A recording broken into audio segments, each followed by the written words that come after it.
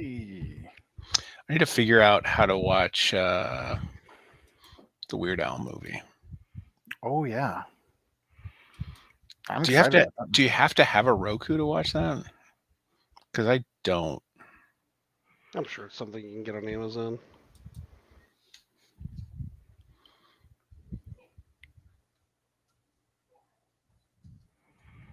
Maybe I'll just.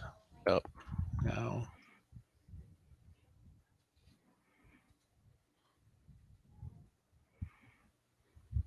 How to watch the movie? Looking it up, Tony. Ew. I do want to watch this. I'm, I'm very excited because it looks so weird. Oh. Daniel Radcliffe is Weird Al. I mean, Harry Potter is such a nerd. Mm-hmm. He is a fucking nerd. Saw a clip of him on some like British trivia show where they asked, "What's the oldest trick in the book?" And he knew. It was some papyrus from Egypt where it detailed a magician pulling a head off a goose and reattaching it. That being the oldest trick in the book. Wow. But he knew the names of like the magician and the scroll. It's like the Warburton papyrus or Wow. something like that. Because he's a nerd, and of course is into studying magic. Mm-hmm. Yeah, I'm about to say. It does feel like, regardless of his interests, he's required to be an expert in all things magic now. Yeah. So it looks like it's available via the Roku channel or the Roku app. Streaming the film is completely free on Roku, so you don't even need to sign up for a subscription in order to watch it, though there are ads. Mm. If you have a Roku streaming device or any similar streaming device, simply open up the Roku channel on your streaming app and get ready to laugh. How do you prepare for that? Prepare to laugh? Yeah, Stretch. Stretch. you're on Yeah. stretch. Just work, engage your core. Yeah, probably some what is it? The Russian twists. Mm-hmm. Yeah, I think You I do think like that'll. some like vocal exercises. Yeah. Yeah, yeah, that tracks. It's podcast gold right there.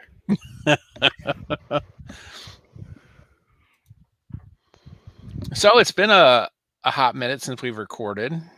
Yeah, I forgot what we do here. This is episode 550. What? Yeah, Jesus fucking yeah, Christ. we've been doing this for a while. We gotta stop doing this. Eh. I mean, at this point, I might as well go to 600. 666. Oh shit! Yeah. Do all Hellraiser movies. Mm. I've only seen the one, and it was bad. They're not good. Mm-mm. Even the first one, Mm-mm. like it really wasn't that great. Yeah, Clive Barker's a weird motherfucker. he really is. He has some like weird things going on in a lot of his books. Yeah, I read some of his stuff for a while. Like I read The Great and Secret Show, Mm-hmm. which I liked quite a bit. Do you know that one? That's the one where a guy like works at the dead letter office opening mail looking for like treasure and stuff to give to the postmaster general. But he reads the letters and from that unlocks the secrets of the universe and power. And that's chapter 1. Oh, well. Yeah. I mean, that's a good place to start, I guess. It really is. It was delightfully strange. Yeah. So recently we started watching Let the Right One In, the new series. Yeah. Oh, So, what? Yeah. So I've seen the original. I've seen the remake. The original is so much better than the remake. This new series is good. What I didn't realize was that all of these are based on a novel. Mm-hmm. And and I recently found out that novel has been translated and is on Audible. So it isn't currently in my wish list because I learned that like yesterday, so I just haven't got it yet. I honestly thought the original film played for me better than the novel did. Oh, okay. I'm not familiar with the novel at all, so Mhm. and I don't remember a lot of the details of the film because it's been a while since I've seen it. But the series is pretty good so far. Like I'm Nice. really enjoying it. I believe it's on Stars or Showtime. It's on one of those premium stations that you can also get it streaming. All right, I'm gonna look But for it. the girl that's playing Ellie is really good. Her friend, the boy, is really good. And I don't remember. I don't remember the details of the movie, but the story they're telling with this definitely lends itself to more to a series than to just a one-off story. Interesting. Yeah, Well, recommend. I'm into it. Recommend it. I'll add that to my list. Well, I guess we've got to go a couple more years then. I mean, at that point, depending on our regular breaks in there and stuff, that could be just about the 20th anniversary. So, Oh, I mean, Jesus. Boy, we'll just start cranking them out 3 a week. That bums me out. having done something for 20 years. Yeah, I'm still trying to come to terms with living for 20 years. I'm on the other side of 50 now, so That also bums me out, Tony. You got a big one coming up here next year. I choose to believe that I do not. Denial. No, it's all downhill. It's fine. Hmm. It's a steady and comfortable slide into oblivion. Yep. It's better than fighting your way to keep going. Oof. Right. I'll be young forever. Youth culture forever. I've always said I don't ever plan on dying, and so far so good. Well, I kind of think that actually might be a possibility, right? Like, it's that, Schrodinger's cat like business, right? Like the cat's alive and dead until you observe it. But if you're the cat, right, and also the observer, right, then it can never kill you because then you wouldn't be able to observe it. So if the universe is the Ooh. box and you're the cat, right, then every time that there's something that might kill you, you survive it from your perspective, right? There might be some other timeline from someone else's perspective where you died, but like from your perspective, you survive. And so I think if that were how the universe worked, your timeline would get increasingly bizarre as stranger and stranger things have to happen to improbably keep you alive. And like if that is how it works, I mean that seems like my life. It's gotten stranger and stranger. Yeah. Yeah, the last series of elections have kind of taught me that things just will continue to be strange. Mm-hmm. I found out this chick I know died yesterday. Actually, an indeterminate amount of time ago. She had a number of health problems, and her wellness check found her dead. Oh no, that's a shame. Yeah. Assuming that this was a good person and you didn't want to see them. I mean, I didn't want to see her. them gone. Okay. I didn't know her super well.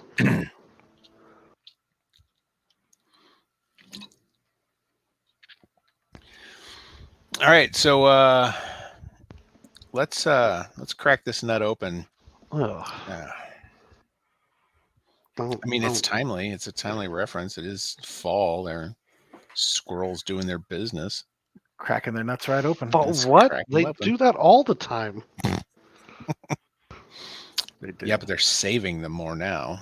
You couldn't even go with a later. Christmas is stretched into November, and so you can get like a Nutcracker thing going on. Mm. Christmas is always stretched into November. Yeah, well, it's a nightmare. So I need to look this up because let's see. Does anybody remember actually watching It's a Great Pumpkin, Charlie Brown? No. I watched it as a kid. Okay. So I had the opportunity to watch it a couple of years ago because the kids were little and, showing them nostalgic things. Yeah. One of the big parts of that story right at the beginning is everybody griping that Christmas is coming too early. We're still waiting for Halloween. And everybody says it today like it's a brand new thing. Like, oh, I can't believe that we're pushing this so much Oh. earlier. It's like that came out in 1966. Yeah. That's 5 years pre me. And like this is not a new concept, but everybody just makes it seem like it's this brand new thing that happens. I mean, it No, doesn't it's need to be not. a new concept to be gross. That's for sure. I don't mind it. Christmas I like is Christmas. disease. I like Christmas. I only celebrate the commercial aspects. I mean, yeah. A few years ago, I decided to turn gift giving into a competition, and every year I want to win, and that's Yes, made I know. Christmas much more bearable. Mm-hmm. Yes.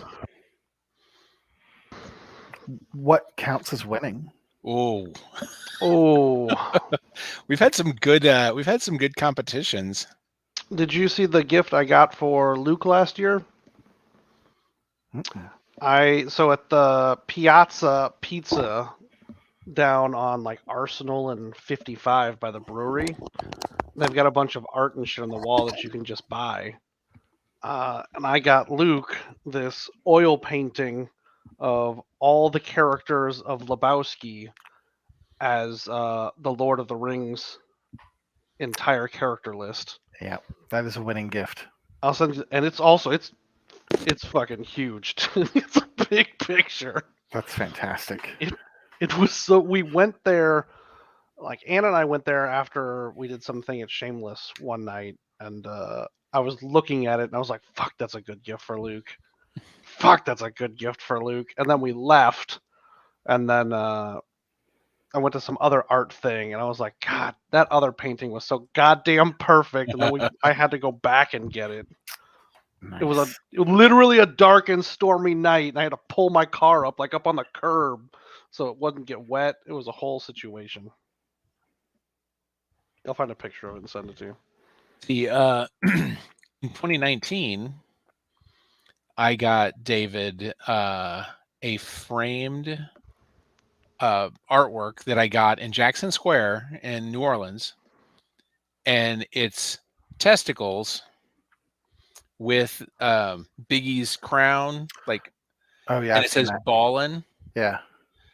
But the frame I got from Michaels, and it had what the fuck did it have on it? I'd have to go down and look at it. Yeah, I can't remember. It's like etched on the glass. It has another thing that it's completely contradictory, but also absolutely perfect for the artwork. So I got that for him. That's fantastic. Yep. Last year was the Factorio slash So that one. Slay the Spire stuff that I got. The Spidertron and the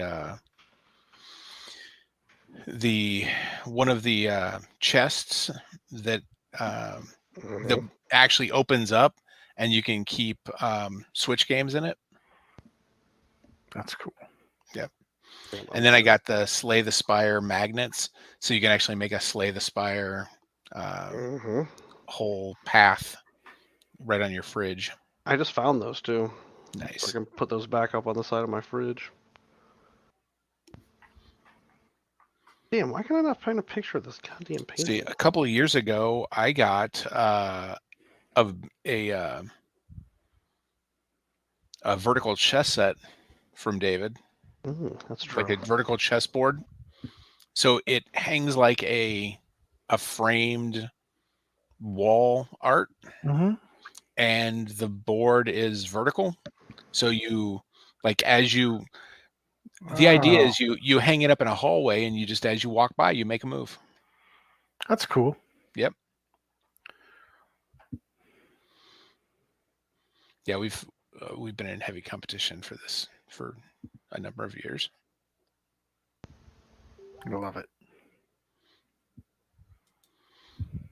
All right, so let's go ahead and just get this started. Hey, this is Tony, Oh, it's Mitch. And this is David. and we are the Backseat Producers. And tonight we are talking about the film Predestination, which I might have heard about when it came out, but like completely forgot all about it until it was just mentioned a couple of weeks ago by you guys. Mm-hmm. Actually, Yeah. I believe David said we need to talk about it for the podcast. Yeah, I don't know when I first saw it. I think when it came out, and then, it's sort of percolated in the back of my head for a while. And... Yeah, Claire and I watched it on Sunday, Mm-hmm. and then I was like, "Oh fuck, this is time travel. Mm-hmm. I want to talk about time travel." Also, we hadn't recorded in a while. This was a good choice. Mm-hmm. Yeah. I feel like it was a good choice also because I feel like the last like most of the last like 4 or 5 movies we did were the Bollywood Tollywood movies, which were Mhm. just so over the top and crazy that they didn't serve to have a good conversation that wasn't just about the movie. I think this Mhm. one might, maybe. Mhm. Yeah, because what year did this movie come out? 2014. 24. That's a movie that came out in 2014. Yeah. Mhm. Huh. Yep. And based on a old Heinlein Heinlein. story. Yeah. Yep. Yep. Something about zombies. Can't remember the pronouns. Like we all zombies, you all zombies, something like that. Yeah. We All Zombies, I think. Yeah. I'd read that story before this movie came out. I think that's how I got to the movie. Was Okay. 'cause I was into all that dude's shit. And I like the opening scene in the bar where they're sort of meeting and talking. Like that's straight from the story. That is all like almost word for word how that goes down. Is that why that's the way it is? Mm-hmm. Okay. All right. Because I was wondering why the 2014ness of this felt so dated. Yeah. Yeah, like the language and like all the way they go about it. Yeah. Just, and we're not talking about the time travel now. Mhm. We're talking about all the complicated gender stuff, or gender and sex stuff, or Yep. whatever the fuck it is they were trying to do there that they did badly. Yeah. Which makes sense if this was a story written in the 70s, I guess. I think If not even, 60s yeah, or if not even in the 50s. 60s. I don't know why I'm guessing, huh? Mhm. Yeah, I want to say it was like a 59 or 60. 58. There you go. It was written 58. in one day, July 11th, 1958. Listen, man, those old school authors could produce. Right. It's All You Zombies, actually. All Sorry you about that. yeah. All you zombies. There it is. Yeah. And apparently that's also a song by the Hooters. It is. I like that song. Is it about this movie? I don't think so. I think it's a religious song. It appears to be. Yeah. I like it despite the fact that it's a religious song. So I It guess starts with Holy Moses. Yeah. So I guess when I saw the movie, I was already like clued into what was going to happen, like Mhm. from the story and everything. Hmm. Did you did you know what was going to happen while it was happening? Yes. It was Well, pretty I well. knew because when we start, like, when Claire and I had talked about it earlier, she's like, "Oh, it's this movie where the guy's his own grandpa," and I was like, "Okay." And she's like, "Well, if we're gonna Oh. watch it, I just spoiled it," and I was like, "Well, hopefully I'll forget before then," but I did not. No, I didn't know any of that, but like there was so much of it that was telegraphed. Yeah. Yeah. It was not like it was so telegraphed and then re-explained at the end. Like it was you didn't need to re-explain it. Mhm. Listen, I got it all along. in a time travel movie, if you have a scene where you don't see someone's face, it's that character. If Yeah. someone gets their face burned off, it's the next character you see. They're like clearly doing a this is this person trying trickery. Yeah. Yeah. Those Yeah. are just the rules. Right. Yeah, and they played with it because you see the burned face person and that burned face person is clearly Ethan Hawke. Hmm. And then later you see the burned face person and it's clearly Sarah Snook. It's like, all right, you played that game, but Hmm. yeah. Mhm. Like and it was interesting, but like when they get to the whole part where, oh, we're going to do surgery and I'm like, oh no. Oh no. Yeah. I was wondering how we were going to get there, and then I was like, "Oh, this is Not well informed. no, this is No, but not a 2014 movie. no. Okay, let's Not where this discourse is in 2014." yeah, let's take a step back. At Okay. a high level, Mitch, what did you think of the movie? Oh, I enjoyed it. Like I love time travel stuff, and it's a loop, and it uses its rules, and I think it's clever. I like I said, I wasn't. I didn't think it was terribly surprising, but like I dug it. David? Ethan Hawke brings a weird seriousness to everything he does, Mhm. regardless of how stupid the things he's doing in it are. And I don't know if I respect that or if I just find that sad. And that's my entire review of this movie. What other movies are you thinking about when you make that statement? There was a movie he did. It was like vampires, and he was trying to find the cure for vampire. Is it Daylight? Daybreakers. Daybreakers. Okay. Daybreakers? I'm pretty sure because I was looking up information about this movie. Here's the thing. The I believe it was the directors, the writer directors also worked with him on that movie. Oh, that is It a is that. Yeah. that is a It's the same bummer. people, the It's the same people. Spearig people or whomever. Yeah. Yep. That well, you know what? I stand the Purge, just like everything he's got going on. Everything he's got. Valerian and the City of a Thousand Planets, which is a movie I actually really enjoyed, Mhm. but I he never was saw also that. overly intense. The opening to that movie is really amazing. It's actually really beautiful.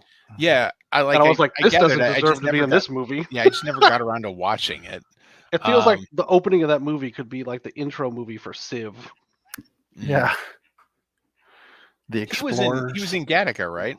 Gattaca. He was in Yeah. fucking Gattaca, Well, that's I which really is a like movie, Gattaca. which is a great movie. I really do However, like it. the League has ruined it as a serious piece of media for me because I can't watch it and not think of goddamn Rafi running around screaming it. well.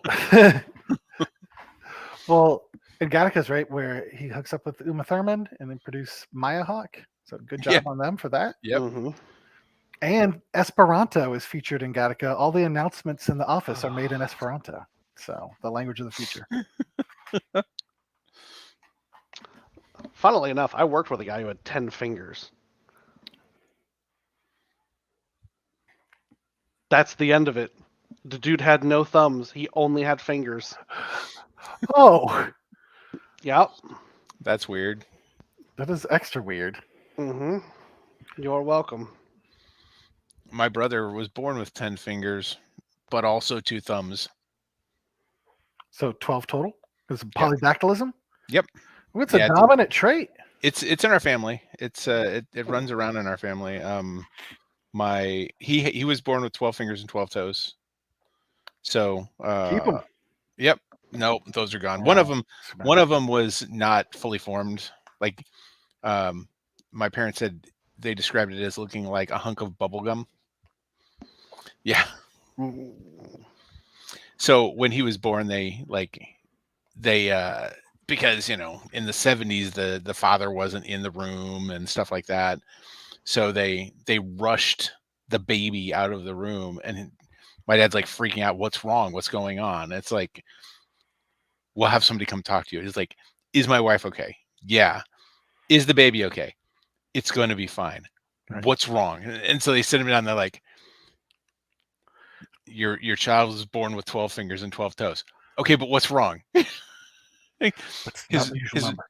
His brother, my uncle, still has 11 toes. So, like, this is So maybe this is going to be a very positive baby. Give him 4 thumbs up. yep.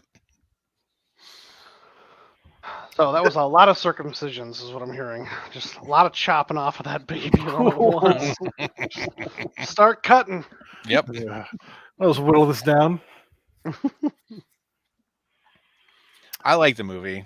And he became a carpenter. Whittle him down. Yep. I like the movie. Like, I wanted to, like, there are problems with it, Mhm. but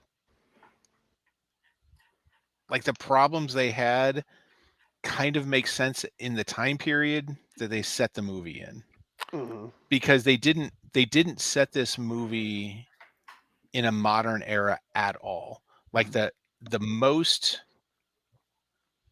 like the furthest future it was it 92, Oh, I thought it was 96? even earlier than that, but sure. Well, no, at some point he goes to 1992. Like, the bulk of the story takes place much earlier than that. Yeah. The surgery that he gets takes place in 92.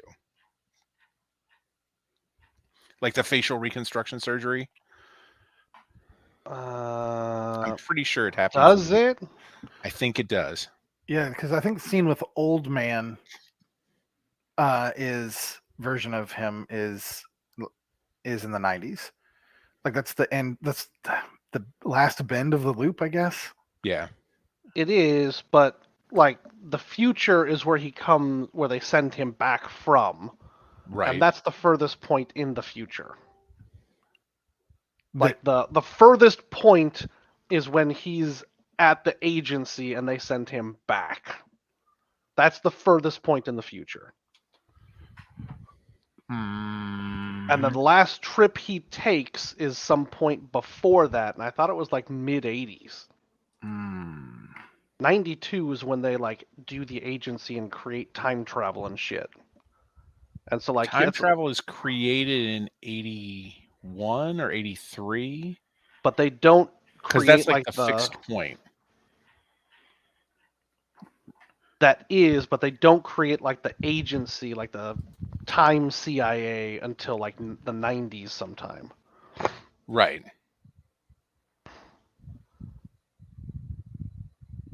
I mean, I don't know that this is a super important sticking point. No, but I mean, for me, it was more the point that to understand where Jane was when the surgery happened in the mid 60s. Sure. That totally tracks for how terrible things were in the mid 60s. Like that. Yeah. Like, it was a terrible, awful thing to happen, and it was a terrible, awful thing to have as part of the story, but it totally would have happened that way. I think historically, if they had found something like that in the 60s, They it would was make just like, yeah, choices. they're just, huh? They would just make choices for people. Yeah, Would it happen that Yeah. way? I feel like if you've got like both sets of junk and you've already been pregnant, it doesn't make sense to. but they said that because of the way things happen, she had to have a hysterectomy. That was Okay. like, But I don't know that. I guess in the 60s, maybe that means something to the 60s. But there was just a lot of like the biology portion of this movie that made less sense than the time travel. Like the Yeah. biggest suspension of disbelief for me was they were like, "We found out you've got both sets of junk, so now you're a man. Also, your baby is gone." Oh, that's a lot of a sentence. Mhm. you made your own baby, so therefore it has both sets of junk. Yeah, because I think they hand wave it away, the biology. Oh, it's a super rare thing. I've never seen anything like it. Mm-hmm. Blah blah blah. Because that's not a regular thing that happens. No. I mean, there's people with both sets of like or unfinishedness to their external genitalia, but having like ovaries and testes, like that's not really our thing. Because it's like, not that far off from the same organ. Yeah. Oh, they start as that, right? You have this Yeah. undifferentiated gonad that diverges. Yeah. Once you get that sick Y Yeah. and T coursing through your Ooh. fetal body. That'll do it. Every fucking time. I don't know. So like that was the Oh, Boys, we have a map. wow. Can you zoom it in? Because I got old eyes, Tony. I'm trying. Oh, I'm never mind. I trying. could just make my screen bigger. oh, that's better. There you go. Whoa. There you Okay, go. but there's Yeah. no years on it. There aren't. But we know what some of those years are. Sure. Okay, so Well, there's 1985. Was 1 year. Barkeep leaves John in 1985 and heads to the future. Okay, so the furthest point is he goes back for the final mission. Yep. Barkeep starts his final mission. Yeah, which goes way back. Which is to meet John at the bar Yes. In 1975. as unmarried. Barkeep mother. meets John at the bar was 1975 because it was Okay. right before the bomb goes off. Yes, and look, Barkeep arrives to retire and kills Fizzle Bomber is like way back. 1985 is like 7 years in the future-ish, right? Because that's Barkeep leaves John in 1985 and heads to retire. So then he goes back from 1985 to whatever is going on, whatever year that is. I think these 3 points right here are actually like Pretty a week close. apart. Yeah. Like they're very close. I think they did that just for ease of reading. But Sure. there's no scale to this. Yeah, but it's, like early 80s, late 70s. I think these 3 are all in 1975. Mm. Oh, okay, sure. Because that works. well, they said something about when he met when John and the barkeep meet, that it's right before the bomb goes off. Like it's Yeah. everybody's worried about the Fizzle Bomber. Yeah. Which I agree that was a stupid name. Everybody agreed it was a stupid name. Everybody did. I like that was actually part of this, like a plot point. It was like, yeah, this is a stupid name. Okay, so from like Jane's perspective, right? You can start there. You can start Jane here left the orphanage, and go yeah. down the pink line, which then Jane becomes John. Then I mean, I do loops appreciate here. Right. goes here, comes to the future, goes here, loops back around, which is where this is where John becomes a barkeep, because that's where the explosion this is where the explosion happens that causes the face melting. Sure. Right. And then he gets sent here to where the surgery takes place, and he becomes the barkeep. And then he heals after a period of time. Then he gets sent back and back. And then loops goes forward here and and here and back to deliver the he steals the baby, brings the baby back here, jumps forward to see them again. That's where he has the conversation with John. Right, because he dropped John off Mm-hmm. at the intersection before that, and this is when he's like picking John up. Then he loops here, and he has the conversation. This is where he has a conversation with Robertson, I believe, and says, "Yeah, I really do want to do this." Then he gets sent back, and that's the final bit. And right? So because he and John both came up here, right? And John goes forward, right, and then jumps back to do presumably doing other, like, I don't know, missions or whatever, until he jumps back to do the fizzle bomber defusal scene. Yeah. Okay. Yep. Whew. Yep. Somebody put some work into this. This tracks for the movie. Mm-hmm. Yeah. Like, I would have liked to see some dates on there, even if it's not to scale. Sure. Because we knew most of those dates also. At different points they showed them to us.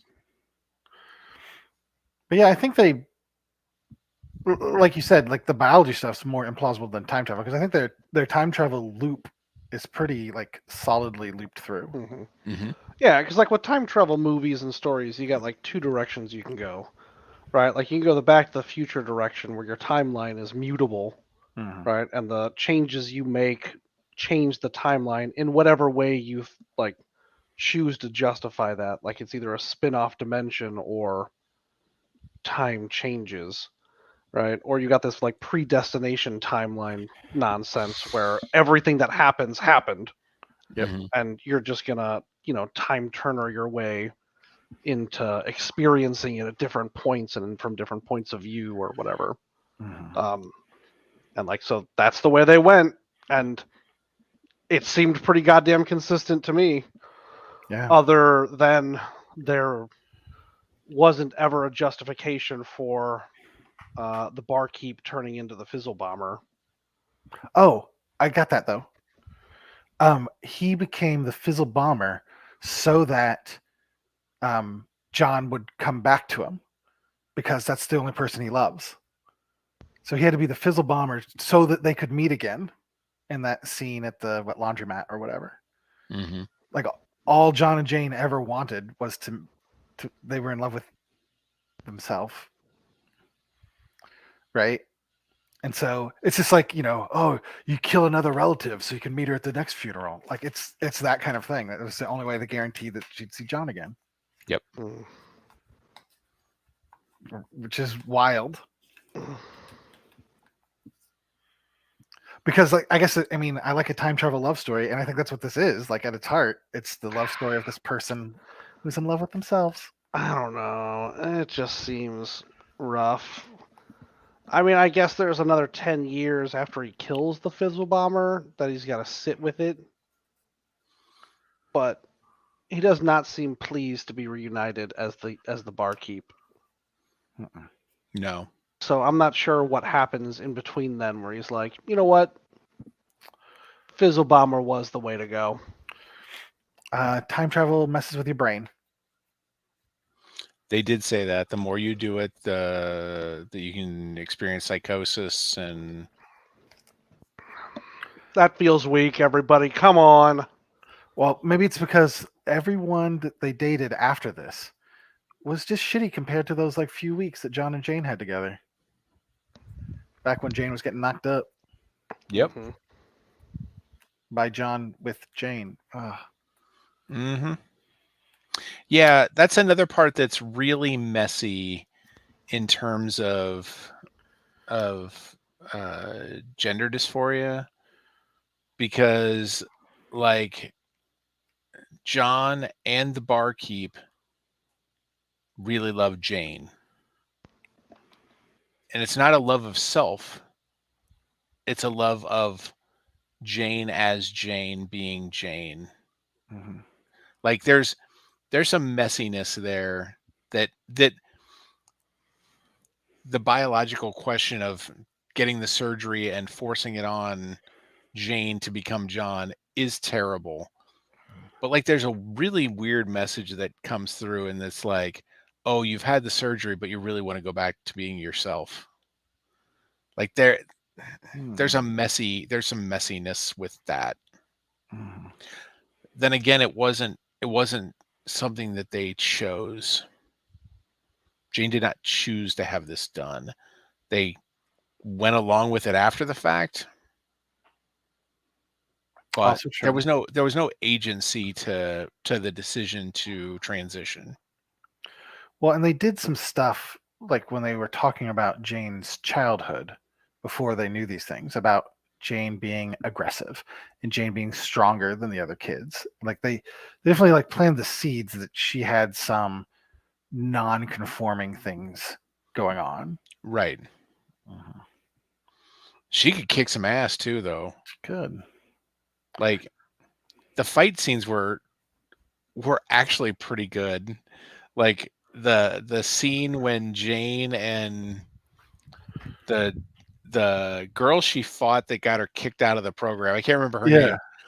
That fight was really good. Like Yeah, for being a movie not like anchored in fighting. Like no, like that was solid. Like it felt like these two women were beating the shit out of each other, and like the punches looked real. It wasn't, I don't know.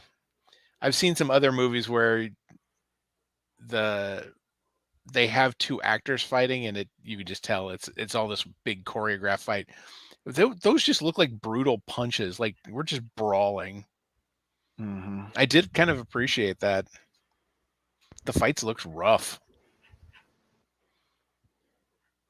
Let's see if I can find out this fight choreographer from this movie Mm. was Marky Campbell, who is a stunt person, does a bunch of stuff, was in The Hobbit and Hacksaw Ridge, Pirates of the Well, Caribbean. Yeah, they've done a lot of stunt work. Let's see if anything else where I've seen them credited as fight choreographer, though. Just this.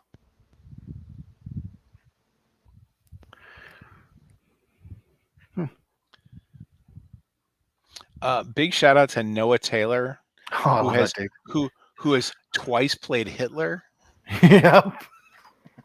And Preacher. Preacher, and he was apparently was in a movie called Max where he also played Hitler. But I mean, This fucking guy. Right. if you're gonna be typecast, He's got a good face for it. he does. He does. He was a great Hitler in Preacher too, though. Oh He boy. was really good. Like never felt sympathetic toward Hitler at all, but the character that he played in Preacher was really, really good. hmm So another thing I thought was interesting about the timelineness, time travelness of this is I got this like sense, and I don't know if it's explicit or not, but like when I forget the character's name that Taylor plays. Did it Mr. something or other? Robertson. Robertson. Yeah, like when he's talking about it, like I guess I got the idea that this arcing that they're doing with this timeline, they're bending it into a circle, and it's like it's peeled off from actual moving of time then. So everyone else gets to live their life without a fizzle bomb or whatever. It's just in this one loop that it keeps happening again. But the rest of us have moved on without it. Because of the time travel paradox person that Mhm. is Jane John Barkeep. Right. The Like sacrifice they made to save the rest of us. Yeah. something like that. So that was a weird and interesting idea. Like, if this organization, all it does is sort of try to like peel Manage off the that bad loop. timelines. Yeah. Yeah. But that Like, also doesn't make sense with the rest of the movie Mm-mm. no. at all. Which is what I'm saying. Like, the Fizzle Bomber has to happen, and it almost feels like everything that this agency is set up to do is immaterial, Mhm. unless they're going back and creating problems to avert. Right? Because that would be the only reasonable way that they would know there was a problem to even go back and try and fix. Because they have gone back and tried to fix it, right? But they can never succeed in doing it. Well, time travel also is fixed within a mutable range of 106 years. I believe that's what they established. I think they said it was 53 years. Well, and this particular problem can't happen without time travel. Right. Yeah, the problem can't happen. Jane can't be born. Jane can't meet John. John can't knock up Jane. Jane can't have the baby for the later version of John who gets his face blown off and reconstructed to steal the baby and take it back to become Jane. Mm-hmm. So, like, the timeline that started things couldn't have existed unless, again, it's all fixed and just our perception of time is wrong. Right. So that's fun. It's just an anomaly in the timeline. That's just like an event or something that happened outside of the timeline Mm-hmm. that just exists on the timeline. Mm-hmm. And perhaps it was the creation of time travel that made this happen. Yeah. I don't like thinking about that stuff. That's fun. So what is it? So what is it? Ugh, it's a Red Dwarf joke. They get too close to a white hole, which is spewing time back into the universe, and so all the time that they experience is out of order.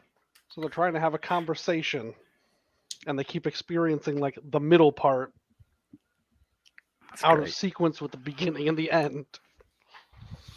Sounds like that whole season of Arrested Development. Yeah. It was like that whole season. The of Arrested Rashomon Development. season. Except That you can't watch that season that way anymore. I think it's in the special features. Oh, is it? Yeah. Okay. But it doesn't default to that anymore. Yeah, Except- Netflix. I think Netflix should just plays it chronologically now. Red Dwarf is consistently good.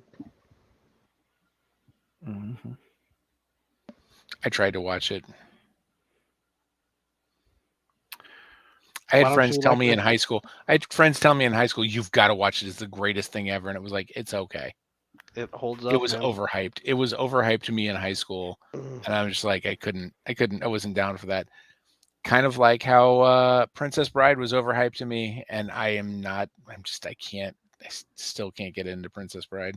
It's because it's bad. It's not good. I like all of these things. I also like. I thought Sarah Snook was really good. I thought did she did too. a great job. Yeah. I didn't watch Succession, which I think is the show that she's on. Yes. Oh, So I okay. don't know that I've seen her much. I'm not outside of familiar this. with that. I just looked her up and I was like, oh shit, that's Shiv Roy. Yeah, that's right. I did Yeah, watch and- Succession, but it is like the first season and a half is like real good, but then they get like it's like the same shit over and over again. Mm. It's like, ugh, none of this is interesting. I think she was in that movie with Seth Rogen where he's like a time traveler. That's not right. He was like in suspended animation when he fell into a pickle vat. And Oh, and then he comes out and he meets yeah, his American descendant. Pickle. That's the one. That was one of the like first movies on HBO Max. Oh, It was one of the first HBO Max original films. was American Pickle? Yep. I still I haven't have seen it. not It's seen on it. my list, Yeah. but it is on my. Yeah, I haven't seen it. It's on my list Oh, though. well, hey, you got something we could watch and talk about. All right. Well, It's its own kind of time travel movie.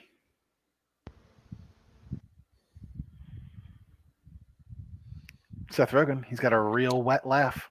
she was in an episode of Black Mirror. Oh, it is a wet laugh. This is a very moist laugh that man has. It is. Oh, Mm-hmm. I mean, it works well for Zach and Miri. Yep. so damp.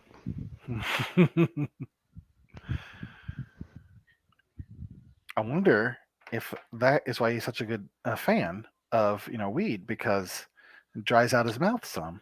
Oh, His that could be it. moist pie hole. I would actually watch that talk show, Seth Rogen's Moist Pie Hole. Yeah, it's like an interview show. Yeah, it was like Like an between interview two show, ferns. but also you eat pie. Yeah. Yeah, like the hot wing thing. Right. Yeah. The hot ones. Yep.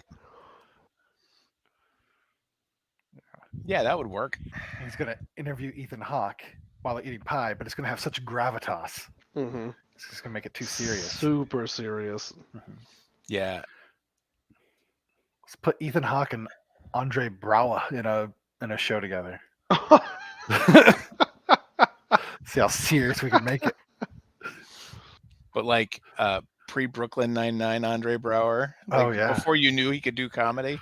Oh my gosh. I watched him in a karaoke movie with Paul Giamatti, where Paul Giamatti has gone out for cigarettes and decides to leave his wife, stops into a bar, and it's a karaoke bar, and Andre Braugher is singing. Paul Giamatti is so taken for it that they become buddies and they go on a road trip hustling karaoke cross country against their nemesis, Huey Lewis. Oh, And the and it's full news or just partial news? just Huey Lewis, who is sharking the karaoke scene. Well, the music is too loud. This is too damn loud. I'm sorry, it's just too damn loud. How and do it you has a shark the twist. karaoke scene? Gets people to put money on it. And he's like, play track 7. And then he nails it. And Wow. it's got a surprise ending that even telling you it's a surprise is not going to help you, because it is way out there and tonally drastic.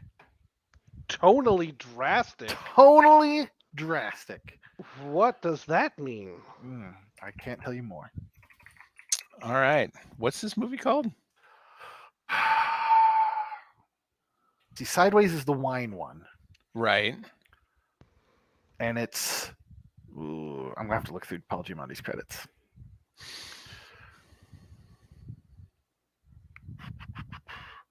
Yeah, because they're just karaoke something or other. Maybe I should have just looked for Paul Giamatti karaoke movie. It's not John Adams. American Splendor. That's fantastic. Mm-hmm. Man on the Moon. It was about Robert Crumb, right? Well, Crumb's in it, but it's about the other guy Oh, okay. who's friends with Crumb, Harvey Yeah. Picar, who was like Okay. on Letterman all those times. Yep. Oh, is it Singles? God, I don't know. That doesn't sound right to me. Let's see here. No. Oh. Duets is the name of the movie. Duets from 2000. Wow. Mm-hmm. Huey Lewis, Gwyneth Paltrow, Paul Giamatti, and Andre Braugher. I was just looking at some of the goofs of this movie. Some of them are just dumb. Of Predestination? Yeah. And it's continuity stuff. Some continuity stuff. When he shoots himself at the end, he shoots once, and then continues to fire, but he fires 6 more shots, but he has a 6-shot revolver when he does it. So he shoots a total of 7 bullets. Gun stuff. Yep. That's mentioned twice in the goofs.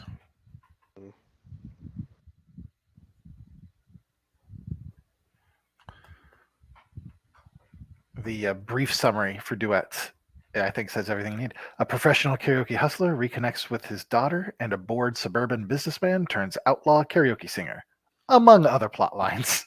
Wow. Wow. So the plot holes. Oh boy. The Fizzle yeah. Bomber possesses newspaper clippings from timelines that no longer exist due to his own actions. Yet the concept of the paradox is that he cannot alter the timeline because it's already been predestined with his own help. In other words, he would not have had access to anything from the erased timelines because he already prevented them from ever existing. A predestined timeline isn't supposed to have alternates. Oof. Don't But disagree. I don't disagree, but like they said, the whole point of his character was that he kind of lived outside of the rules of paradox. Because he can't exist. Right. So when he shot himself at the end, did that end the story? Or was he destined to then become his old self later? Yeah, because he's going to try again. His mind is going to deteriorate. He's going to long for this person that he doesn't have access to anymore. And he's going to Man, become I the thought it Fizzle was Bomber. I thought it was just brutal how the future version just starts going off on that woman he just met. Oh, she's got this ugly birthmark on her hip. What is happening? Jesus. That dude's seen some shit. Mhm.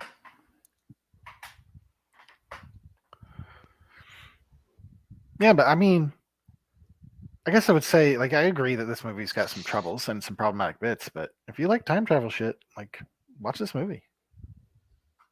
I agree. It was a fun exercise in understanding how it all looped together. Like and that map made it clear, but I never felt lost. Mhm. Yeah. I having only seen the movie once, I never felt lost. Unlike Primer. Primer, thank you, which I love, but man, I got to watch that movie a couple times when I watch it. I mean, fortunately, it's only like 15 minutes long, so I mean it's like an hour 15, but It's a movie, it is very short. the smartest time travel movie that they forgot to make good. But like, I love it. It I is do real too. smart. I do too. I got a notebook full of timelines of trying to sketch it out. I did the same thing. It was like You the got first time I watched it, I was like, I loved it. I have no idea what I just watched. Mhm. Then I watched it again. I was like, I'm right there. I'm right there. And I started just the third time I watched it, I was just sketching the whole time. And I don't sketch. Like that's just not what I do. But like I figured it out on my third watch. I was like, oh, I get it now. And then like 6 months later, I went to go watch it again. It was like, yeah, I don't remember this anymore. Like I completely forgot all of how it worked. Mhm. I don't even remember watching this movie for the first time. I want Shane Carruth to make more really weird fucking movies because he's good at making weird fucking movies that don't make a lot of sense. What was the next one? Was it Upstream Color? Is that him? Upstream Color, yep, that was his Oh, too. it's good. Yeah, And weird. yeah, sure was. But I liked it.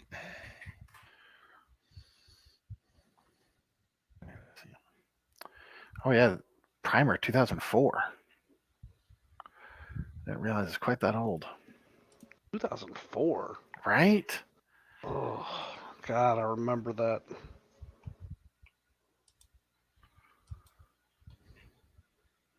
Yeah, wow. Really feeling my age lately, boys. Well, time travel back. Can't go back. Fuck yourself. Well, I think that's the thing too. Like, if I could go back, would I be like, "Hey, young me, Oh yeah, I feel like you have to. right? We got to figure this out, I feel like you don't have a choice. right?" It's just I mean, temporal it's well masturbation, established. Yeah, it's well established that it's just masturbation. right? Yeah, it's gonna happen. Right.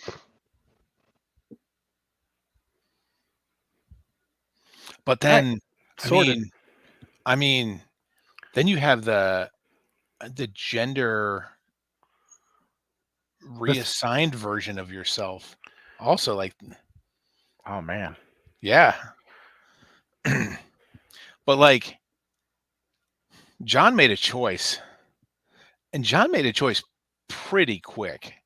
Like, he's like, "Oh, here we are. Oh, I'm fucking hot." Yeah. Right. And It But was also, the right call.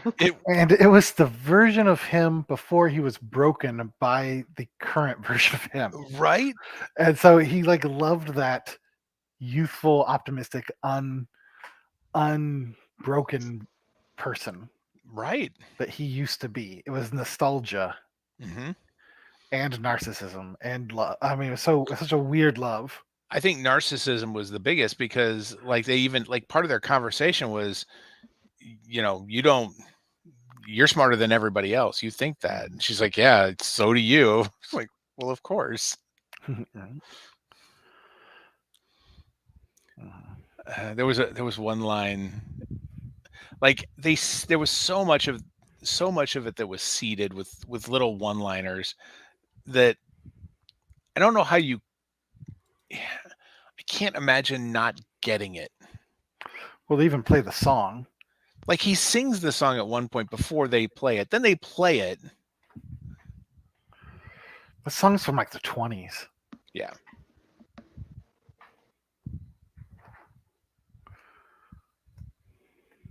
Which is weird too.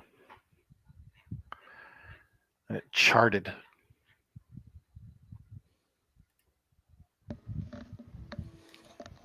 Oh, wow. Trying to look for the line. It's not in there.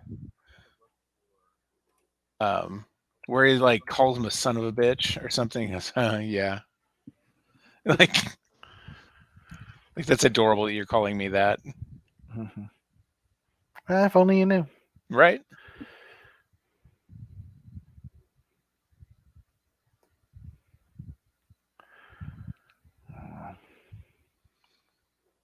Well, all right. This was good. We said all the things about this. I think so. Fucking Ethan Hawke. Yeah. As a goober. Ethan Hawke is like the anti-John Cusack, where John Cusack's movies, like even the serious ones, you take them a little less seriously just because it's him. Mm-hmm. And I think Ethan Hawke has kind of the reverse, like the counterpoint to that. First off, we all know how I feel about John Cusack. Fuck that guy. I like him. That guy and Bill Murray can go fuck themselves. I gave her my heart. She gave me a pen. Huh.